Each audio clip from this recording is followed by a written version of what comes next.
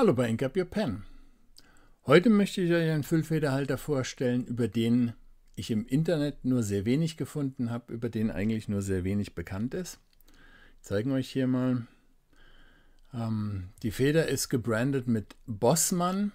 Ja, der Name. Also mich persönlich, sage ich ganz ehrlich, hat er so ein bisschen abgestoßen. Aber ich habe ihn mir dennoch gekauft, weil ich es interessant fand, weil ich der ganzen Sache mal nachgehen wollte. Und ja, einfach mal gucken möchte, was es damit auf sich hat, mit diesem Bossmann Füllfederhalter, so nenne ich ihn jetzt mal, in Schwarz-Weiß Swirl. Das ist der Name, den ich ihm gegeben habe, weil im Internet kein Name dazu zu finden war. Ich habe den Secondhand gekauft und habe mich dann versucht, so ein bisschen schlau zu machen. Und dabei geht es hier im Wesentlichen heute auch. Ich werde euch versuchen, so ein bisschen was zu Bossmann zu erzählen, was ich so gefunden habe und wo mich meine Recherchen so hingeführt haben. Dann will ich euch natürlich den Füllfederhalter beschreiben. Dann machen wir Maße und Gewicht. Dann machen wir einen Schreibtest. Dann sage ich euch, was mir gut gefällt und was mir weniger gut gefällt an diesem Bossmann Füllfederhalter. Und zum Schluss ziehen wir ein kurzes Resümee. Ich sage euch, was ihr dafür ausgeben müsst ungefähr, wo ihr ihn finden könnt und ja, ob es sich lohnt, den zu kaufen. Dann sehen wir uns gleich bei Ink Up Your Pen. Ja, so sieht er aus.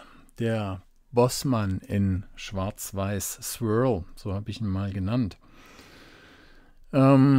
Bossmann heißt er deswegen, oder so nenne ich ihn deswegen, weil hier auf der Feder steht das. Wenn wir das nochmal ein bisschen besser machen, dann steht das nämlich hier drauf. Bossmann, könnt ihr das lesen? Deswegen habe ich den auch so genannt. Ob der tatsächlich so heißt, das vermag ich nicht zu sagen. Es ist sehr wenig bekannt über diesen Hersteller. Es sind im Internet einige Modelle zu finden, Metallfüllfederhalter, auch Kugelschreiber von Bossmann. Es gibt aber keine Hintergründe zum Hersteller. Ob Bossmann der Firmenname ist, kann ich euch nicht sagen. Ich habe ihn jetzt, wie gesagt, so getauft, weil die Feder so gebrandet ist. Oftmals findet man ihn im Internet auch in der Verbindung mit Atlas Editions.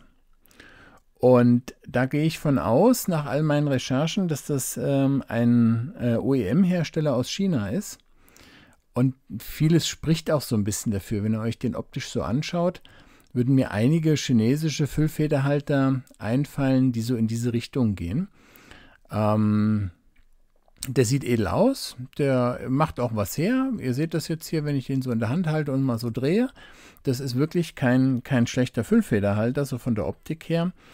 Aber ich denke mal, es ist ein OEM-Hersteller, der in verschiedenen, ich sag mal, Varianten dann zum Tragen kam. Und eine davon mag diese Atlas Editions gewesen sein. Könnt ihr euch selber mal anschauen. Gibt ja viele Hersteller, Stüpen zum Beispiel aus Paris, der französische Hersteller. Der hat ja auch für Coca-Cola und für was weiß ich wen alles gefertigt. Aber auch hochwertige Sachen. Für Kenzo zum Beispiel könnt ihr euch ein Video bei mir anschauen. Ein wirklich sehr, sehr guter Füllfederhalter. Ja, also insofern denke ich mal, ist das so ähnlich. Aber mehr konnte ich dazu wirklich nicht herausfinden. Dann schauen wir uns den Füllfederhalter mal an. Also das ist, wie gesagt, hier eine Metall- und Kunstharz, Acryl-Geschichte. Die sieht sehr gut aus. Wirkt auch hier in den Lichteffekten, wirkt es auch sehr schön. Wir können die Kappe mal abnehmen. Fangen wir mal mit der Kappe an. Das ist eine Metallkappe, die ist auch recht schwer. Hat hier unten so einen Metallring. Nirgendwo haben wir irgendwo ein Branding drauf, dass ich euch irgendetwas dazu sagen könnte. Es bleibt alles im Unklaren. Schauen wir uns den Clip mal an. Ja, der ist schon ein bisschen arg fest, da muss man schon ordentlich ziehen. Also ich würde mal sagen, der ist grenzwertig funktional. Ansonsten sieht er edel aus, schwarz lackiert hier. Dieses Stück, eine Innenkappe hat er auch. Können wir noch mal ein bisschen mit einem Licht reingehen, damit ihr es noch besser seht.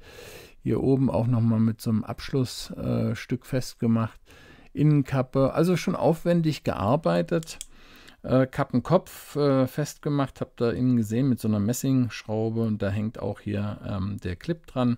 Das sieht schon sehr gut aus. Der hat auch wenig, wie gesagt, ich habe euch ja gleich zu Anfang gesagt, den habe ich Secondhand gekauft. Hat auch wenig Abnutzungen, insofern denke ich mal, Material ist da schon ganz gut ausgewählt. Hier ist auch nichts Scharfkantiges dran. Das sieht wirklich sehr, sehr gut aus. Dann schauen wir uns mal den Füllfederhalter an sich an. Fangen wir mit der Feder an, hatte ich euch schon gesagt. Ist so ein bisschen verziert wie so eine typische chinesische Feder von der Verzierung her. Dann ist wie so eine Art M drauf und so ein Logo. Habe ich, wie gesagt, nichts zu gefunden. Und unten die Beschriftung Bossmann oder Bossman. Ja, ist Geschmackssache der Name. Typischer chinesischer Tintenleiter. Auch von der Feder her könnte das auch eine Jinhao-Feder sein.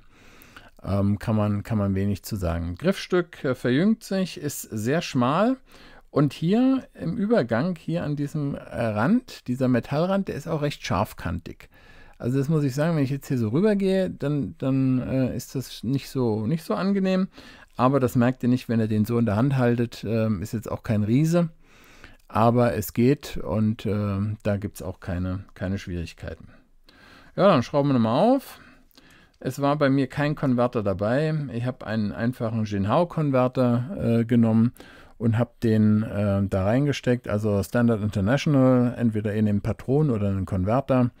Da gibt's keine Schwierigkeiten. Ich habe mich hier für Parker Quink Blue Black entschieden. Die ist hier schon drin. Und ja, so viel zum Griffstück. Was mir sehr gut gefällt, hier von der Verarbeitung her wieder, ist ein Metallgewinde auf Metallgewinde. Das verspricht auch Langlebigkeit. Also insofern schon ganz schön gemacht. Wenn wir hier reinschauen, sieht auch sehr gut aus. Können wir noch mal ein bisschen reinleuchten. Dann wird es fast zu viel. Also hier, mal gucken, ob man das so sieht. Ja, so sieht das natürlich, sieht schon sehr gut aus, wenn ihr das hier auf der Taschenlampe seht. Ja, ist schon schön gemacht, aufwendig gemacht, wirkt gut, gefällt mir gut, macht was her. Dann auch hier dieses Abschlussstück für den Schaft nochmal mit einem Metallring abgesetzt, dann hier nochmal, ich würde sagen, das ist Kunststoff, so wie es sich anfühlt, und hier nochmal mit einer Metallkappe. Da ist interessant, ihr könnt die Kappe aufstecken und hier seht ihr so eine leichte Verdickung. Und da klickt die Kappe richtig fest drauf dann. Schaut euch das mal an. Habt ihr das gehört? Kann ich wieder abziehen und jetzt nochmal. Also das hält dann auch bombenfest. Okay. Ja, so viel zum Schaft. Sieht alles sehr, sehr gut aus, finde ich. Und ja, ist auch von der Qualität her so, dass man sagen kann, das ist ein vernünftiges Stück. Okay, dann können wir gleich mal Maße und Gewicht machen, damit ihr auch einen Eindruck davon habt, was wir hier für einen Füllfederhalter vor uns haben. Ich habe, wie gesagt, so einen Jinhao-Konverter genommen, habe den mit Tinte befüllt und dann wiegt dieser Stift, so wie ich ihn jetzt hier in der Hand halte, 33,6 Gramm. Also ist schon kein super Leichtgewicht, sondern man merkt schon, dass hier viel Metall verarbeitet wurde. Im geschlossenen Zustand misst er 13,7 cm, also auch völlig normal für so ein klassisches Modell, sage ich mal, für so ein bürotaugliches Modell. Wenn ich ihn hier so in die Hand nehme, da muss ich sagen, ist mir das Griffstück so ein bisschen zu schmal, aber das ist Geschmackssache. Er ist auch da kein Riese. Ihr seht, der geht gerade so in die Hand und ohne Kappe misst er 12 cm, also eher so am unteren Ende, weil ich ihn dann auch eher höher greife und dann wird er ja für mich nochmal ein Stückchen kürzer. Und aufgesteckt habe ich euch eben schon gezeigt. Das klappt hier hervorragend, weil das sitzt auch bombenfest. Das klackt richtig fest. Mit der Kappe aufgesteckt misst er 15,4 cm. Da muss ich aber dazu sagen, dass er dann recht kopflastig wird, weil das ja eine Metallkappe ist. Also insofern weiß ich nicht. Ich glaube, ich werde ihn nicht aufgesteckt verwenden. Okay, so viel zu Maßen und zum Gewicht. Und dann kommen wir als nächstes zum Schreibtest. Der Schreibtest. Wir haben heute hier vor uns den Bossmann. oder Bossman schwarz-weiß. Swirl. Den Namen habe ich ihm gegeben. Ich habe keinen passenden Namen für ihn gefunden im Internet. Wie gesagt, ich habe den ganzen Füllfederhalter dort nicht mehr gefunden. Insofern muss der Füllfederhalter jetzt mit diesem Namen klarkommen. Hier müssen wir noch mal ein bisschen am Fokus etwas machen, damit es ein bisschen deutlicher wird. So. Der dürfte eine M-Feder haben, würde ich sagen. Ja. Vielleicht auch ein bisschen in den Bereich B gehend, aber ich glaube eher M. Tinte ist Parker, Quink, Blue Black. Und Papier ist wie immer Clairefontaine.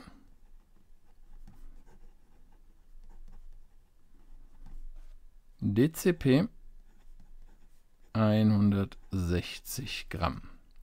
Okay, dann haben wir die Eckdaten soweit fest und dann könnt ihr wie immer hören, wie die Feder hier übers Papier gleitet.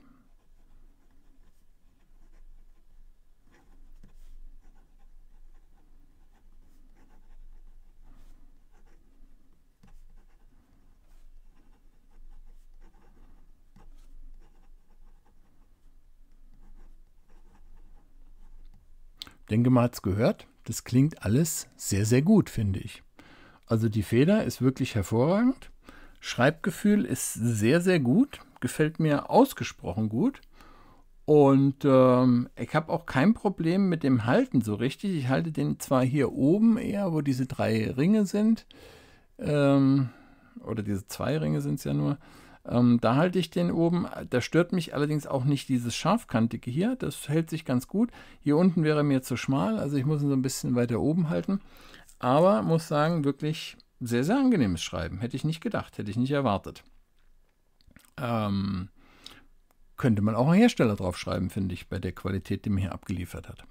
Okay, dann haben wir einen Moment offen gelassen und dann schauen wir mal, ob er sofort da ist und wir probieren mal schnelles Schreiben. Ja, sofort da.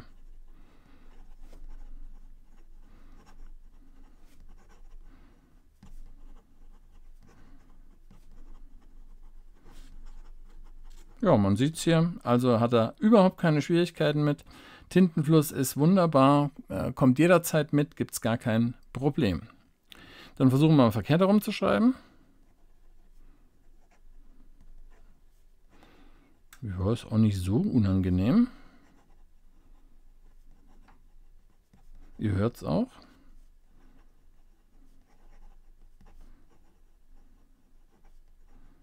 Wird natürlich dann ein bisschen dünn. Da sind wir schon fast bei extra fein. Aber es funktioniert. Also auch da gibt es keine Schwierigkeiten. Schauen wir mal, ob wir ein bisschen Variation in die Feder bekommen. Ja. Also da kann man nicht meckern, wenn man sich das mal so anschaut. Und hier Tintenfluss, auch in Ordnung. Also ich will jetzt nicht von der Flexfeder sprechen, aber da kann man mit ein bisschen Druck, kann man schon richtig hier Variation reinbringen. Insofern muss ich sagen, ich nenne dich jetzt wieder Bossmann, lieber Füllfederhalter. Gar nicht schlecht. Macht Spaß damit zu schreiben und hätte ich jetzt nicht unbedingt erwartet. Ja, soviel zum Schreibtest und dann sage ich euch als nächstes, was mir gut gefällt und was mir weniger gut gefällt am Bossmann. Was gefällt mir gut, was gefällt mir weniger gut am Bossmann Schwarz-Weiß Swirl? Mir gefällt gut, dass er sich so gut schreibt. Also ich bin sehr überrascht, die Feder ist hervorragend, mir hat die Variation gefallen, es ist sehr angenehm zu schreiben. Ein super Tintenfluss, die Feder dürfte eine M-Feder sein, finde ich, für einen chinesischen Hersteller, von dem man derzeit ja ausgehen muss nach meinen Recherchen. Finde ich, ist es auch sehr angenehm, findet man auch nicht immer. Meistens sind es ja extra fein oder feiner, aber das wisst ihr ja selber. Es ist eine solide Konstruktion. Ich zeige euch hier nochmal. Der bringt ja auch einiges mit 33,6 Gramm auf die Waage. Ich finde auch interessant, aber es ist nicht wirklich praktisch, dass diese Klappe hier, ich halte es mal neben das Mikrofon, hier so richtig satt festgesteckt werden kann. Das finde ich alles sehr gut. Und muss sagen, er hat mich positiv überrascht, der Bossmann. Was gefällt mir nicht so gut? Mir gefällt nicht so gut, dass das Griffstück sich so deutlich verjüngt. Da habe ich immer meine Schwierigkeiten und dann ist es Metall, ist auch noch so ein bisschen glatt und sehr schmal. Das ist nicht so meins. Wenn ich ihn aufgesetzt verwenden will und es ist ja eigentlich dafür sogar gefertigt mit diesem Klick, dann wird er schon sehr, sehr kopflastig mit einer Metallkappe. Das ist auch nicht so durchdacht, wobei man sagen muss, die Einzelteile, die sind alle qualitativ hochwertig. Jetzt mal abgesehen von dieser einen scharfen Stelle, die ich euch beschrieben habe, ist das kein schlechter Füllfederhalter. Auch der Clip, ich zeige euch hier nochmal, wo ich sage, ist grenzwertig funktional. Muss man sagen, ja. Was habe ich für den bezahlt? So um die 10 Euro. Ich finde, ist jetzt nicht wenig Geld. Ich weiß nicht, ob ich ihn für 10 Euro mir wieder kaufen würde. Und dann sind wir nämlich genau bei dem Punkt, würde ich mir wieder kaufen. Da bin ich bei einem vielleicht mit einer gewissen Tendenz zu Nein. Ich habe den gekauft, weil mich das interessiert hat. Also ich fand den optisch ansprechend. Das hat mir schon ganz gut gefallen. Ist jetzt nicht so, dass er ein Alleinstellungsmerkmal mit dem optischen Auftritt hat. Das ist mir auch klar. Aber ich fand ihn interessant. Ich fand die Aufschrift Bossmann, ja, wie gesagt, der Name. Ich würde, wenn ich Füllfederhalter produzieren würde, würde ich die nicht Bossman nennen oder Bossman nennen. Ja, das ist Geschmackssache, aber ich fand es interessant und deswegen habe ich mir gekauft, einfach um auch so ein bisschen mal zu schauen, was kommt denn da daher. Und wenn meine Annahmen stimmen, so ein OEM-Hersteller, der vielleicht für andere produziert, hat schon Qualität. Und die Feder ist wirklich, wie gesagt, ganz hervorragend. Er schreibt sehr, sehr gut. Er schreibt super angenehm. Deswegen auch die Tendenz würde ich mir vielleicht wieder kaufen. Ich habe halt nur die Problematik damit und das möchte ich euch halt einfach mit auf den Weg geben, wenn ihr euch jetzt nach Bossman umschaut oder nach Atlas Editions. Die scheinen wohl irgendwie zusammenzuhängen. Vielleicht ist das der Name von dem OEM-Hersteller, unter dem er dann seine eigenen Sachen verkauft hat. Das ist aber nur eine Vermutung von mir, will ich an der Stelle gleich nochmal betonen. Mein größtes Fragezeichen ist die Qualität immer gleich. Also kann ich, wenn ich eine Bossmann-Feder habe, immer von der gleichen Qualität ausgehen? Bin ich mir nicht sicher. Oder ist die Verarbeitung, wie sie hier ist, bei dem Füllfederhalter, sieht schon recht hochwertig aus. Ich habe es euch gezeigt. Ist das immer gleich? Ja, das wären so meine größten Bedenken. Oder wo finde ich jetzt nochmal so eine qualitativ hochwertige Feder? Unter welchem Namen wird die sonst verkauft? Deswegen ist es hier ein bisschen schwierig, einen Rat zu geben. Ihr versteht mich, glaube ich, was ich damit meine. Einen Rat zu geben, ob ich mir wieder Bossmann Füllfederhalter kaufen würde. Ja, wie seht ihr es? Habt ihr vielleicht auch einen Füllfederhalter, auf dem Bossmann steht oder einen von Atlas Editions? Oder Atlas Editions, also ich glaube Atlas Edition ist die richtige Bezeichnung. Habt ihr da was von? Welche Erfahrungen habt ihr damit gemacht? Teilt es mir in den Kommentaren mit. Würde mich freuen, wenn ihr mein Video liked und wenn ihr meinen Kanal abonniert und dann sehen wir uns das nächste Mal bei Ink Up Your Pen.